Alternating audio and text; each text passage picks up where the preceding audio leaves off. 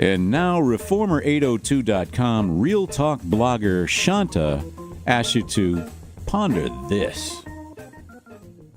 In the New York Times opinion piece, Don't Do It, Harper Lee, Jessa Crispin shares, "For every late career comeback that only further proves a person's genius and worth, think of Coco Chanel's coming out of roughly 15 years of retirement to dominate the Paris fashion scene once again. There are 20 people who fall on their faces and die before they can recover their footing." Recently, the interwebs and literary world have been abuzz about rumors and tensions, excitement, and questions in regards to Harper Lee's new release, Go Set a Watchman, the author's second book after the classic, To Kill a Mockingbird.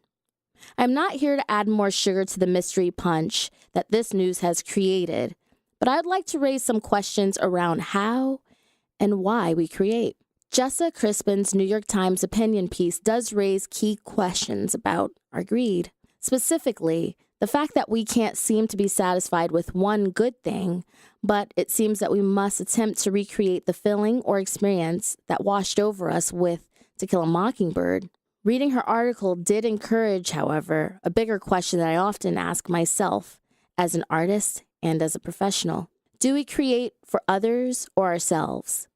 If it is in fact for others that we create, do we limit that which we will share with the world? For example, there was a claim that Harper Lee was not going to release another book after her first and very lucky hit debut. According to Crispin, and I'm sure others, this should be enough. Why tempt or court the potential disaster of a failure?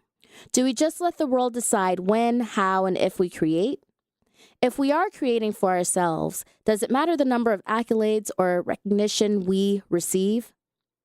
What is the true meaning or reason for our creating?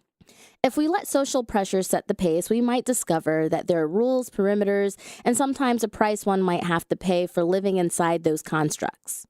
Conversely, there is a price tag for not following the social floor plan in regards to creativity and many things.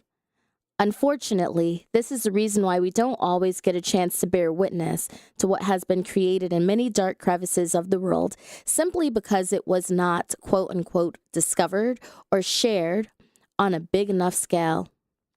Thus, there might be a song that we will never get to hear, a book that might not ever be published, a painting, a piece of choreography, and many other realms of art that we will never get to adventure to because of the social rules of engagement around such things.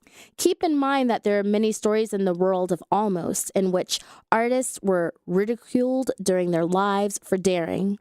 And if it were not for chance happenings, there are minor and great works that we might not ever know about. So what do I say? Go ahead and create.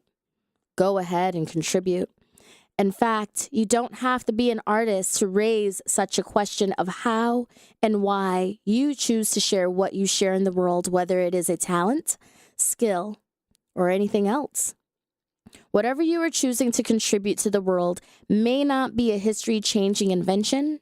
Your piece of art may not be the next great opus, or something that would set the internet afire like the news of Harper Lee's so-called new book. But at least you have created and contributed on your own terms.